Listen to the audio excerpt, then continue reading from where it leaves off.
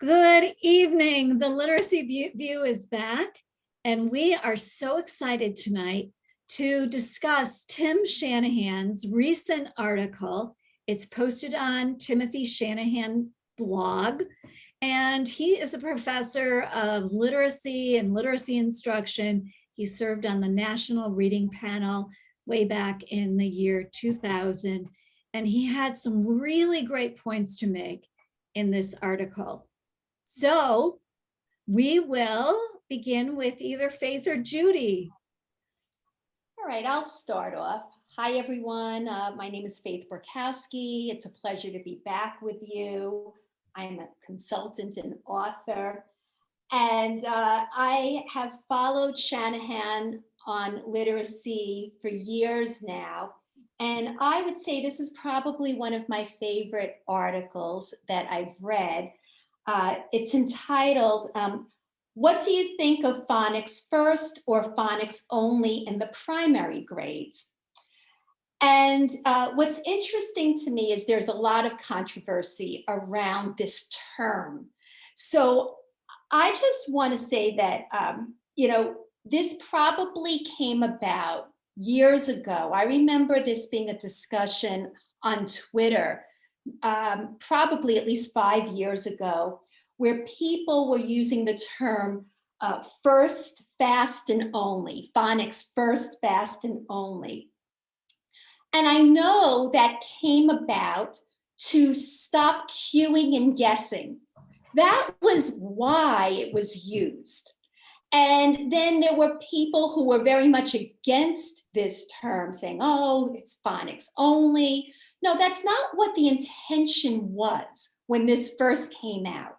It was really because there was no phonics in sight in schools at all. And I think Dr. Shanahan made that very clear in this article, that in the 70s and 80s, and that's when I began teaching in 1982, there was no phonics in the schools at all. I wasn't trained in phonics, even though I have a master's in reading. I'm sure both of you probably had similar experiences. And so when that term came out, that was really to stop the cueing and guessing. But of course, it has morphed into something else where now it's this pendulum that goes back and forth. So I'm going to turn it over to Judy. And Judy is in the schools right now. And I'm sure there is this controversy going on about too much phonics, which I think, again, needs to be discussed. All right, so Judy Boxner here. Yes, I am still working in the schools. However, all views that I speak about today are nobody else's views except my own. I do not represent any school system or anything. This is Judy Boxner herself. Here I am. 25 years later, I'm still here. This is year 25 for me. Gray hairs. How many? I said I see some gray hairs. No, actually, no. Look at my highlights. I'm kidding. And it's on a work night. Look how my hair looks after working all day. You look gorgeous. Thank you. I appreciate that. All right, so, I got to give a kudos to Tim Shanahan, who I've seen at many of our presentations on our team. And he's somebody that, in general, a lot of people in the literacy world follow. And you know what? When he said, let's not sink the boat, I think he's really onto something. So, I think it's really important that right now, we are prioritizing making sure that the foundational skills are a priority. Because I think for too long, we were trying to find balance, but we were all over the place and we were not making sure that enough of our kids were strong in our phonemic awareness skills and phonics skills. However, I think Tim did another great job. He talked about that famous rope, the rope that everybody's talking about. It's posted on bulletin boards. It's if you Google science of reading, that Scarsborough rope. that rope doesn't only have one piece. That rope was designed to address the 5 pillars of literacy instruction. And I think that's a very important reminder to everybody, whether they're in the United States watching us, Canada, Australia, China, wherever. Mary, you have the data usually. Where are our viewers? We're all over the world, Judy. So, you know, I think that's a really important point. Let's not sink that boat. We have an opportunity to get it right. There's too many kids in our country and all over the world that have not broken the reading code. However, reading is not just being able to decode words. What is the ultimate goal of reading? It's to be able to decode those words and understand what, you know, the book, the book or the message of the story is, right? And that's my wrap for right now. Until the bullshit comes. Nah, you know, I'm a little sad. I got my little button, but mine just noise. Wait, was that yours? Of course. Yeah, see, Faith has the upper hand. Her bullshit button's working, mine's not, but I'm still gonna press it just to mess around. Let me do it. Ah, it lit up, but it's not doing anything. Anyway. You can say it for your button. I love this Tim Shanahan article as well. And I loved how he began his writing with a hook about this boat on one of the Great Lakes, one of the biggest disasters in Great Lakes maritime history. So that something I didn't know. And so it hooked me right away. But he ends the article going back to the ship. He said, if we all run to one side of the boat, like they did on in this historic tragedy, all the women and children and men too, but mostly children died. They rushed to one side of the boat and then the boat listed to its side and it sank. I think parents and teachers have to know that really reading acquisition occurs when a baby, before they're even born, because they're hearing language. What can we do in the schools though? Background building is the most essential part of the reading rope beside decoding. So yes, K through 2, there should be a great emphasis on decoding. But I loved Shanahan at the end of his article. He gives teachers and principals what he thinks would be a really good structure. So he said 30 minutes a day on teaching phonics, and then 30 minutes should be devoted to the other parts of reading, like vocabulary and comprehension. So many of our students are coming to school from disadvantaged backgrounds. So they do not have the same background experiences, of course, as many of the middle class or the upper middle class children do, because they're taken to places and they're talked to. So in schools, it's really important, teachers and principals, first of all, that we get out of the school and we take field trips, that you try to engage in wonder by posing a question and project-based learning. So all of this background building, and I do it with my students that I currently have, it is really, really essential, because unless you understand, and you can decode all of the words. So Shanahan brings up an interesting point. He said that some of the kids, that were given loads and loads and loads of decoding, they were expected to achieve at great levels, and shockingly, they didn't. So when they were given reading tests, he said, it said the National Institute of Child Health and Human Development found that once instruction had successfully raised kids to average decoding ability, levels that should have resulted in successful reading, more than half of the readers still struggled. Decoding was essential, but insufficient for success. So we have to be building vocabulary. And that was my big problem with the teacher college things too, because we weren't building any kind of vocabulary. So And- I don't back, know if I agree with that, but I know Faith has something to add. Well, I agree with that. And I agree with what you're saying there. And you actually took the words right out of my mouth, because I was just going to jump in and say, what I think is really important to recognize is, you know, I think teachers are saying, well, there's no more comprehension anymore because the focus is on phonics. But quite honestly, what type of comprehension instruction was going on before? If the comprehension focused around just right books, leveled books at their just right level, they were not really reaching the levels that they could reach. There was missed potential there for many children because they honestly could have been in books with richer language and more vocabulary, more content. And I think that is a faulty way of looking at teaching comprehension as well, is to focus on the leveled books.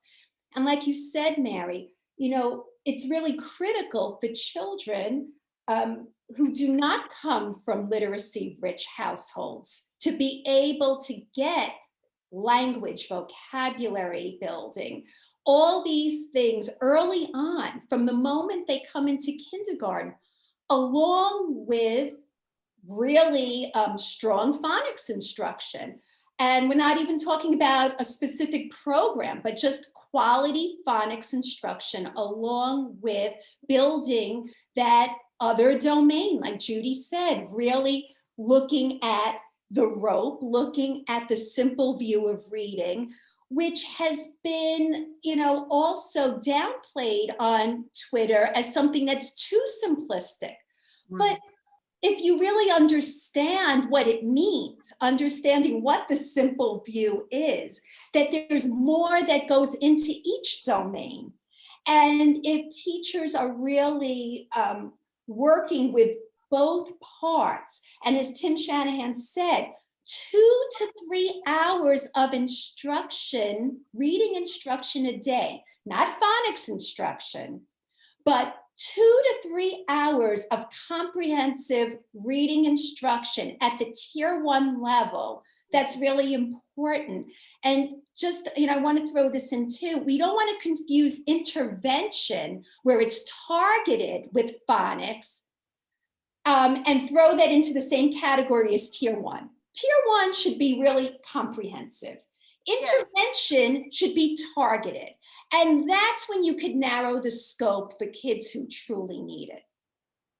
Yeah, and, you know, I agree, Faith. Judy, your sound. your audio is, yeah. Just fix your audio a bit, or talk closer to your computer. Can you hear me now? Oh, it's a little bit low. No, it's a little low. Can't be adjusted. Okay, while you're doing that, What about right now? It's in and out. You're a little bit in and out. I don't know why. check your connection and then we'll fill in the gap to keep it going.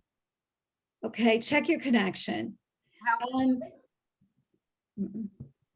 So Shanahan is really concerned because the press and the media are going crazy over the whole phonics, phonemic awareness, decoding. And then there are programs being packaged and marketed all over. But again, Shanahan points out, and he quotes a researcher in the article, that this is an interactive process. So it's going on at the same time. Hello, Judy. I'm back. So, Okay, go ahead, Mary. While Judy's adjusting. Go ahead. okay, All right, so so America, China, Israel, Australia, I'm back. Can you hear me now? Yes. Let Mary just finish what she was saying, and then you'll jump Sounds in. great. that's okay. It was just it's just an interactive, it's not just it is an interactive process. So all of these things have to occur simultaneously. So we should be teaching phonics, but we should also be building vocabulary around content rich. The kids in school should be learning about real events and real places in the world. And so we have, there are many purveyors of that curricula where you can get core content, and kids leave school knowing something as opposed to finding the main idea or doing vocabulary exercises. All right, so for me, I think what I felt was it becomes like a thinking of what came first, the chicken or the egg, and what's more important, comprehension or phonics. And I think the main point that I got out of it is you can't choose which one is more important. Yes, we have not done a good enough job teaching students how to decode. We haven't done a good enough job for a long time teaching teachers the science of reading and how words work. I'm a million times better now as an educator than I was probably 7 or 8 years ago. I know all the syllable types now. When children come to a point of difficulty, I'm able to help them problem solve words so much better. However, I think what came out of this for me is that the 5 pillars of literacy instruction, and we keep saying vocabulary, vocabulary, vocabulary, vocabulary, yes, but what about phrasing and fluency and teaching students how to sound and change their voice when they see punctuation? And I know that, some people don't believe in reading behaviors, but guess what? I do, because that's part of the gradual release model, where we show kids what to do when they're troubleshooting, when we show kids how to point to the words or to track words with their eyes and so forth. So I think it's really important to understand that for a brain to be a successful reader, all those pieces have to come together. And, I'm worried that, I don't want there to be a generation of kids that are really great at decoding, but don't understand what they're reading. And I think it's a slippery slope. And I guess that was maybe the initial theory behind balanced literacy, to include read alouds, to include shared reading. And quite frankly, I think those pieces are still an important part of our literacy block.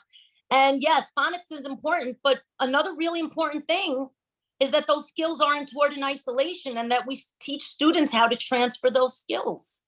We can't sink the ship. We cannot sink the ship. We failed too many times. The pendulum has swung. In my 25 years, this is already probably, now this is the second swing or the third swing. We got to get. But the balance was never there, Judy. That's the problem. They called it balanced literacy, but it was not balanced at all. And, it was heavy in one direction, and even that direction wasn't taught well. I mean, that's, if you want to really pick this apart, quite honestly, I don't think kids were getting great comprehension instruction either. I know what you're saying with fluency, and I'm all about what you're saying in terms of that piece, but let's not confuse reading behaviors the way the definition is in some published programs and books. A behavior really is watching a child, but should not be confused with fluency. I want to just make that clear that those are two different things. Showing how to be phrased and fluent, and showing how to read a sentence instead of sounding robotic is part of. Right. And they can't be fluent readers unless they've broken the code. 1,000. But I guess the gist of that I took away from Dr. Shanahan's article is that background building is so essential. So if you are reading about a topic, you are painting a picture for those kids. I had a student today, and the passage was about tea, and we went through the history of tea and talked all about the different variants between China and Japan and all of that.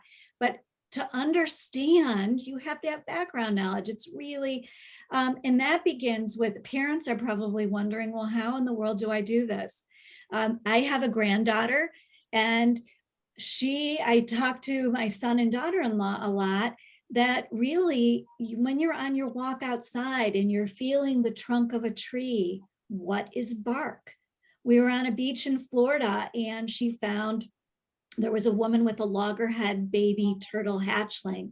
So we started reading all these books about loggerhead turtles. But even if you're in not great part of the city, you don't have money to take your kids to a farm, you go outside and you ask your child, what do you wonder about?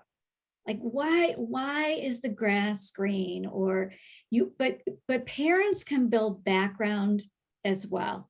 And so when teachers send home passages to read, parents, you can talk about, well, what does this mean? And maybe you go to YouTube and get a video for kids.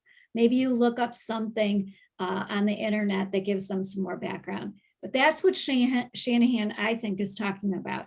We must teach them to decode, but simultaneously in K-1-2, they should also be learning how to understand. And you understand by making links between your lived experience and things you've read and things you've seen.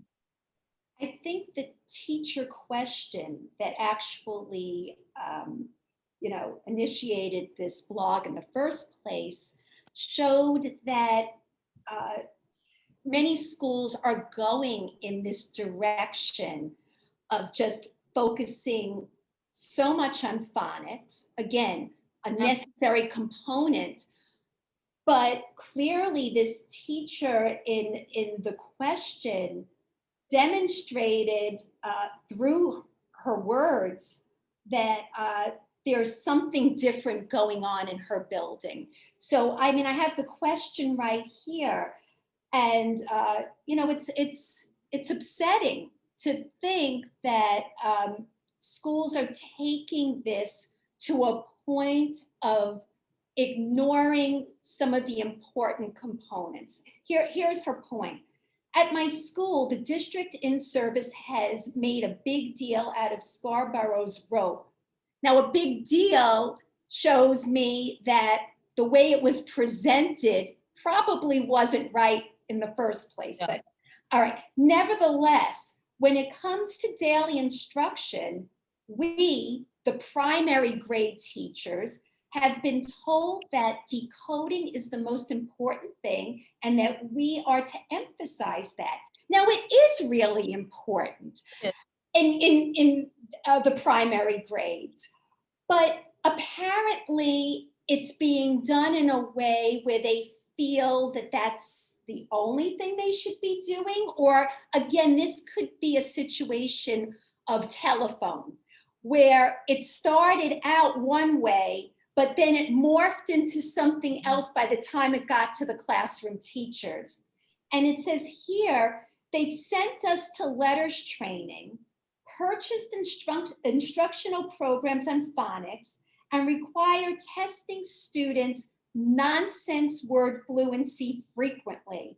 And she said this, I could, with a tone like, oh, those nonsense words, But again, not really understanding the purpose. And I think, it's clearly the district provided letters training, but maybe it was just misinterpreted, because I know that letters training covers all the components, and yet somehow it morphed into this. That's upsetting to me. At what grade levels is it appropriate to teach the language comprehension portions of the rope? I mean, I would think that during the letters training, all, Mary, right? All would have been the clear answer from the beginning. So I guess my question to both of you is, how did we get here? How did we get to this point? I think part of it is because for so long, I'll be honest with you, and we all saw it, and I'm sure you saw it in your career, and Mary, you probably saw it. For a very long time in educational history, a lot of kids were problem solving using pictures. And that was not a good practice. I did it years ago. I sang about it on I episodes. did too. Said pictures and words are good friends. They help you when you're reading till the end. And I sang and I chanted, and it was not a good practice. I don't care if you were doing Lucy or reading recovery or what you were doing. It doesn't matter. It wasn't good. And I'll own up to it. It wasn't good because for very long, we were telling kids to look at a picture and then they crashed and burned when they got older and there was no more pictures and kids were just guessing and they were, a kid might have come from a different country and the word might have been potato, but they never, in their language, the word is not potato and they were just looking at the P and then kids were guessing. And we didn't do a good enough job teaching kids how to decode a word. And that's, that was a bad habit systematically throughout the country, the world. And bad habits are very hard to break. And I think that we're all breaking out. And I broke out of the habit for a couple of years, and I'm sure you guys are ahead of me. But, bad habits are hard to break and it takes time. But I think the other thing is we have to be mindful. Education, sometimes companies are a business and publishers are pushing this and they're pushing that. And I think Tim brought that to the attention. You got to be careful. You got to be careful. Look at what your data in that classroom is telling you. Look at the needs of the kids. If the kids are doing really well with the decoding skills, is that going to be all that you're focusing on? No, you're going to shift. And the other thing is, just because kids, yay, they mastered decoding nonsense words or real CVC words. And the theory behind nonsense words is because, that shows that, you're not problem solving by memory. You're really able to know how words work. But just because you know how to decode a nonsense word doesn't mean you're going to transfer it and be a great reader. There's still going to be issues. So I think, what is that called? Are we going through a revolution or what would be a great word to term it? You guys probably have a better word. Well, I think his point was in the 70s, 80s, 90s, and here we are in 2022. It's a complete, like a modulation, like a wave. We keep going. We're not really making a ton of progress because it goes shift, shift, shift, shift. So How did we get here? To go back to your question, Faith, we got here because school districts bought with hundreds of millions of dollars a program or a philosophy that wasn't based on science. There was absolutely no phonics taught. Okay, let's just take the cloak off. No phonics was ever taught with balanced literacy. How can we make such a generalization? That is no, because you know what? Because we know what the results are. And I was a practitioner for 32 years in a classroom, but I still am. Hold on, let me finish my thought. So we got here because we weren't doing any phonics. So he even says back in the 90s, it was nearly impossible to find contemporary high quality article on phonics teaching. They didn't want to do it because we had a big publishing company that sold a story. So the administrators and districts were hoodwinked saying, oh gosh, wouldn't it be great if everybody just picked up a book and read? Yes, that would be awesome, but that's not how it happens. And what he says, should not be shrouded in mystery. We should be teaching, this is the formula Tim Shanahan proposes: 30 minutes of phonics, 30 minutes where you're talking about vocabulary, background building, you're doing fluency, you're giving each one of those blocks a 30-minute time frame. Does that mean that they're all segmented and separate? No, they're all interwoven, maybe with one topic. When kids are able to decode, so, I have friends who have asked, what about when they get to 3rd, 4th, 5th, 6th grade? Well, guess what? They should still be learning morphology. So the meaning of word units. They should be learning prefixes and suffixes, Latin bases and Greek combining forms. Teachers should be trained in that, because if they can read Latin and Greek bases, they're going to be able to decode and understand about 60% of the words that are used in the English language. So it doesn't stop with K through 2. 100%, 100%. And you want to know something? What you said about this being interwoven. I mean, honestly, when you're doing vocabulary, the first step in learning a word is to be able to hear it and say the sounds. I mean, that's what kind of maps to your brain, listening to the word and thinking about the sounds and the syllables, and then going further into making it your own, right? To go into that higher level where a child uses the word, not just hears it, but actually can use it in his or her own vocabulary. I also want to say something about what you mentioned, Mary, in terms of the publishers. The publishers are going to respond to the market. That's exactly what Tim Shanahan brought out, that, you know, they're going to, you know, provide what people want to buy. So if they're seeing, oh, phonics, phonics, phonics, now there's this going to be this shift to phonics. Again, a good thing, but you can't ignore the other parts. So I like the boat analogy. I mean, I even used a boat analogy in a blog I wrote a while ago, and it was really about burning the boats. Yeah. And so my thought was, whatever keeps coming back that's not working, it's time to end it. Stop going back and as a safety net to what was and it didn't work. We have to move ahead, and the only way we can move ahead is to leave behind what does not work and to focus on what does. So I think we should probably just wrap up with some last words here. So Judy, do you want to start?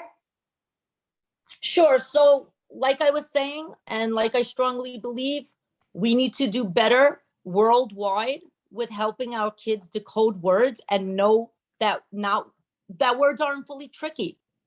A lot of our language is not tricky. So let's know it. Let's do this. We got it.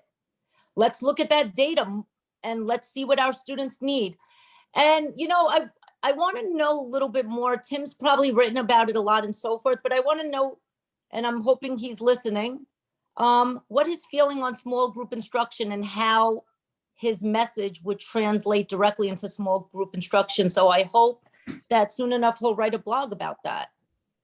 I think I kind of know. I think I've heard, but I would love to hear it again. You want to Yeah. tell me? Well, Maybe that's the next. He believes in guided reading. That I know. Right. But guided reading, not with a capital G, capital R, that was taken over by some authors. Okay, and we'll talk about that our next episode. Okay, or, you know, whenever, another time. But I just know that he believes there is some value with small group instruction, but not the way it is going on. And then the last thing that I want to just say that, you know, it is a time of change, and change is not easy, and bad habits are hard to break. Please, everybody listening, please just remember that there's 5 pillars of literacy instruction plus writing, and instruct kids in all, because those skills don't just transfer automatically. It's a process. That's it. And Mary? Go ahead, Faith, go ahead. Okay, well, I'm going to say, I'm really sad that I didn't get a chance to use this because we all seem to kind of be on the same track this time, but I have to do it anyhow, so. I'm a kid and I want to have fun. No, but seriously, I think this was a really good discussion. I think that we all appreciate the article, and I do hope that more people will see the article with some nuance. I think people are quick to jump and say, oh, this doesn't fit in with my mindset. You know, he's, you know, burying the whole idea of phonics now. And then you have the other side, and you know, we keep going back and forth, but I do think he gave both areas a fair shot. I really do think it was written well and written in a way that I think could truly help in the schools. I was pleased with it. Awesome. Mary? You know, what I loved about how he ended his article, he writes, if you don't think that I'm right about this, look at the evidence. And he gives several references. So Jean Shaw, the Harvard professor, and what she wrote, she said, it's never delivered, phonics instruction is never delivered in a vacuum. I loved it. He quotes Marilyn Jager Adams. He talks about Hollis Scarborough's rope. So administrators and teachers, when you read this, maybe dig a little bit deeper if you have time with one of the references that he suggests. And I think that I think this was a really good discussion, and we covered all the bases. And I hope that, Dr. Shanahan asked that this article be shared. He hopes teachers read it and share it with their administrators. And I hope that happens too, because we really do know it works. There's not a mystery recipe. If we do it, follow the recipe, the reading recipe, and do it artfully and masterfully, we will have readers. But as long as we keep dipping our fingers in all these different pies and really allowing publishers to drive what the content is for our students, then we're never going to make any progress. So we have to stop this low literacy. Wait, Mary, tell them where to follow us and where to find us. So we are on YouTube, but we also have a podcast, so you can listen to the Literacy View on your favorite podcast.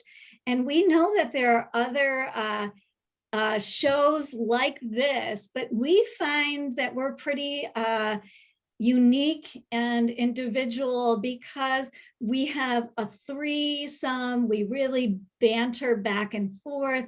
We want it to be practical and applicable to teachers and parents and administrators. And we want to use humor. And we're not afraid to call out BS. That's right. Okay. And on that note, we will see you next time. Good night. Good night, Literacy World.